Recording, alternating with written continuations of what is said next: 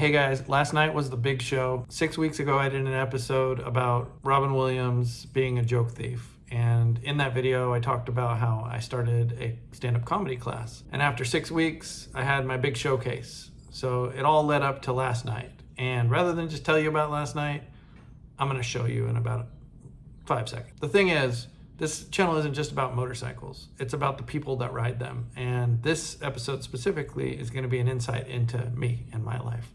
So in the spirit of being vulnerable, here we go. I can't take no loss. I don't even know what it costs. I hit the ground, then it go off. Yeah, hit the ground, then it go off. Yeah, I can't take no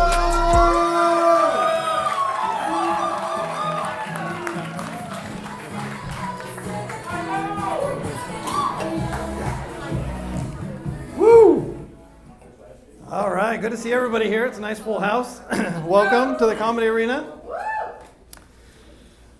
I recently moved here from a state that I'd rather not mention because nobody likes California. Ladies, I'm talking to you for a second. I want to tell you, growing up for us as young men was very scary, and I don't know if you guys can relate, so I want to share that with you. She knows where this is going. No, growing up for me was scary. To give you like some insight, when I was 8, my friend Kyle hit my friend Eric with a metal lawn dart. This is just daily life as a boy. Another time, I'm at my friend Dale's house. For no reason, we're watching TV. He takes a lighter and he lights his own hair on fire. Girls don't do this kind of stuff. But the scariest part for me, I was almost molested twice. Almost. Should I have wore tighter pants? Don't get me wrong, molestation's wrong, and I'm not pro-molester. But remember back to when you were in elementary school and they're picking basketball teams, and one by one that group starts getting smaller, and you're the last person left? It messes with you, right? I'm gonna leave that on the table. No, but growing up in California was kind of weird.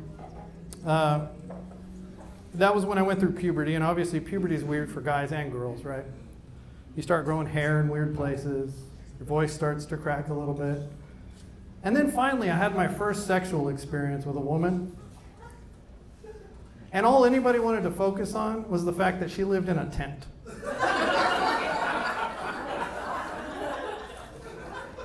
At least she had her own place. So I moved to Texas, obviously. I've been here about 12 years now. And what I think is weird is coming here, everybody I met seemed to assume that anybody that came from California is just a woke liberal, right? That's the stereotype right off the bat. And I grew up there, and I don't think it changed me at all. I still vote Republican. I still carry a gun. I still sit down to pee. So I don't understand what the big deal is.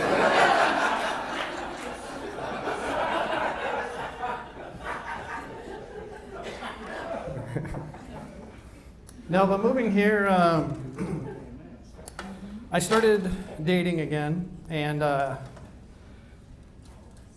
think it's funny, we hype up certain sexual positions. And one in particular that I've never understood, we hype up 69. Everybody's all excited about 69. Kids are always writing it on weird shit in the bathrooms and stuff, right?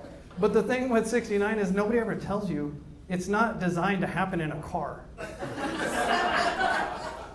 Look at me, I'm 40, right? So first of all, the steering wheel gets in the way. So logic would dictate, move to the back seat, dummy. At my age, I get muscle cramps in tight places. You know there's a story with this. No, but the worst part about 69 in a car Is that asshole security guard at Nebraska Furniture Mart? He takes his job a little too serious. No, you don't even understand. I'm just about to orgasm and he stops and he's like, I gotta get back to work.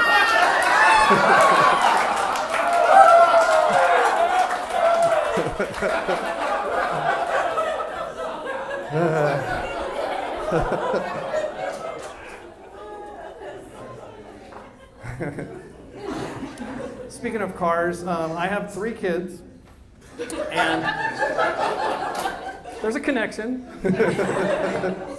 They weren't there for the Nebraska Furniture Mart incident. I have 3 kids. The youngest 2 are driving age now. And I bought them a car, and they totaled it. So I bought them a second car, and they totaled it. So I bought them a third car, and I went ahead and ran it into a wall and saved them the time.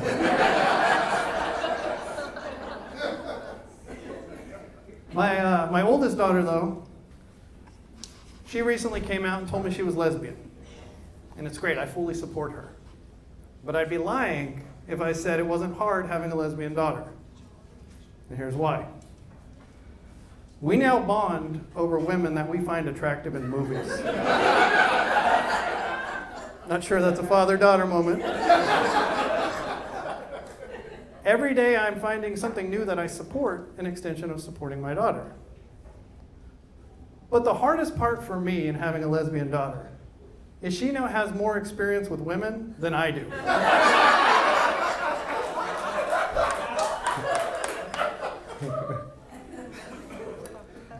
So my kids are great. My divorce is pending, so my marriage didn't work out so well. But I got a cool apartment, and I got a wiener dog, so I'm not alone. Well, let me rephrase that. She's a dog, but she reminds me of my wiener. Hear me out, this makes sense. We'll be watching a movie. We'll just be sitting there watching a movie, everything's calm. And she'll just stand up for no reason.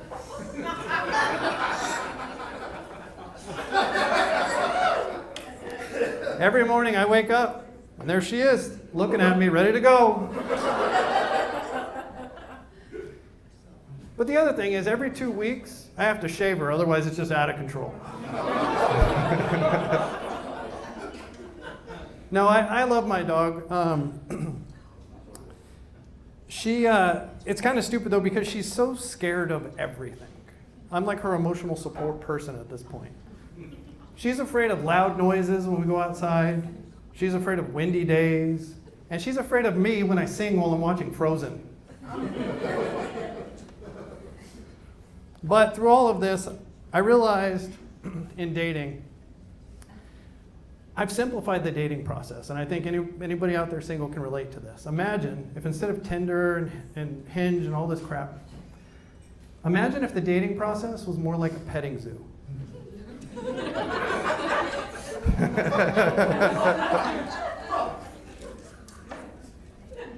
You see them naked first. Get that out of the way. They're naked. Then you reach out and you pet them a little bit. And if all goes well, then you feed them. All right, thanks everybody. I'm Mike O.